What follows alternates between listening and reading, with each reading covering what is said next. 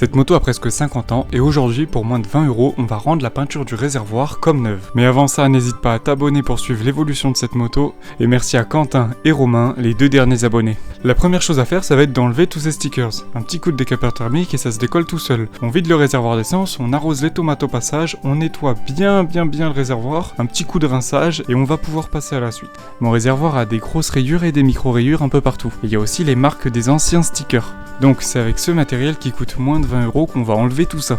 Vous avez 4 embouts de polissage qui coûtent moins de 5 € sur AliExpress. Et vous avez cette pâte à polir qui est trouvable sur Amazon pour moins de 10 €. C'est une pâte à polir qui enlève les rayures et à la fois qui va très bien polir. Il y a un ordre de disque à respecter pour pouvoir enlever les rayures et bien polir. Et maintenant, il manque plus qu'à faire. Et j'ai essayé de prendre un maximum de vidéos pour que vous voyez vraiment un bon avant-après. Et j'ai été vraiment agréablement surpris parce que ça m'a coûté moins de 15 € et j'ai réussi à enlever des rayures qui étaient vraiment marquées et d'avoir un polissage sans micro-rayures.